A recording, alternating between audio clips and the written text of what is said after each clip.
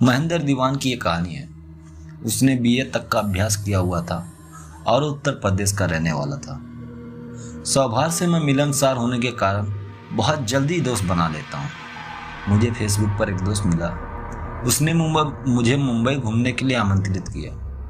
मुझे पहले से ही मुंबई घूमने की बहुत इच्छा होती थी, इसलिए मैंने भी मुंबई जाने का इरादा पक्का कर लिया। लेकिन मुझे नहीं पता था कि मेरी ये छुट्टियां बहुत ही भयानक तरीके से ख़त्म होगी।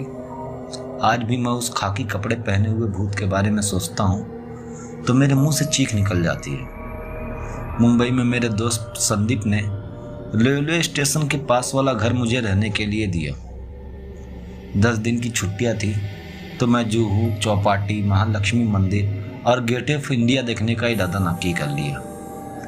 संदीप नौकरी करता था, इसके लिए उसके पापा को दोपहर का खाना देने के लिए मैंने कहा, ताकि उसे भी ज़्यादा परेशानी ना हो और मैं भी किसी तरह उसके काम आ सकूं। मुझे पता नहीं था कि दोस्त के पिता की ये मदद मुझे बहुत ही भारी पड़ने वाली है। मैं मीरा रोड से टिफ़िन लेके जा रहा था। अचानक मेरी नज़र दाईं ओर खड़े खादी कलर के कपड़े पहने हुए एक आदमी पर पड़ी। मुझे लगा वो रेलवे का कर्मचारी है। मैंने उसको देखकर अपना सिर थोड़ा हिलाया और उसने भी अपना सिर हिलाया। लेकिन मैं जैसे ही आगे बढ़ा, वो आदमी भी रेलवे पटरी के आगे आगे चलने लगा। अब मुझे डर के कारण थोड़ा पसीना आने लगा, क्योंकि मुझे लगा कि वो आदमी थोड़ा मानसिक रूप से अस्वस्थ है या फिर वो मुझे मारकर मेरे पैसे लूटना चाहता हो। मैंने अपने चलने की स्पीड बढ़ाई तो उस आदमी ने भी मेरे साथ साथ दौड़ लगा दी। दौड़ते दौड़ते अचानक उसने पत्थर उठा लिया और उसके दूसरे हाथ में पहले से ही एक लकड़ी थी। जब वो पत्थर लेने के लिए नीचे झुका तब उसकी पीठ मेरी हो गई, तो मैंने देखा कि उसके पीठ पे मांस के टुकड़े लटक रहे थे और खून की धार बह रही थी। तब जाकर मुझे पता चला कि मेरी मुलाकात एक शैतान से हो चुकी है। अचानक ट्रेन की सीटी बजी और सीटी बजने के साथ ही उस आदमी की चीखें निकलने लगी। मेरे तो रूह तक कांप उठी और मैं कुछ भी सोचे बिना वहाँ पर टिफिन फेंक कर जोर से दौड़ने लगा। मेरी चप्पल भी रास्ते में टूट गई और कंकड़ पत्थर वाले रास्ते पे 300 मीटर तक लगातार दौड़ते दौड़ते मैं हाईवे तक पहुँचा। उस सन्नाटे और उस सनकी आदमी से दूर जाकर जब मैंने लोगों की भीड़ देखी, तब जाकर मेरे जान में जान आई। लेकिन डर के वजह से मैं रोने लगा। मेरी सांसें इतनी तेज चल रही थी कि मैं किसी को बता भी नहीं सकता था। थकान के कारण मैं उस हाईवे पे ही बैठ गया।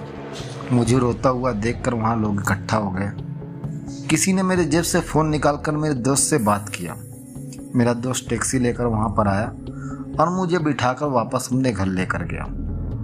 वहाँ जाकर प्रतीक के पिता ने मुझे बताया उस रेलवे ट्रैक पे भटकती हरिया नाम के भूत की दुर्घटना वाली बात। उन्होंने बताया कि हरिया एक रेलवे का कर्मचारी था। हरिया का काम ट्रेन की पटरियों को रिपेयरिंग करने का था और वहाँ पे आते जाते जानवरों को पटरियों से दूर रखने का था। हरिया खुद का काम पूरा लगन और मेहनत से करता था।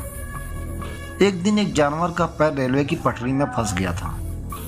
हरिया ने देखकर पटरी की ओर दौड़ लगाई और अपनी पूरी ताकत लगाकर जानवर का पैर निकालने की कोशिश करने लगा।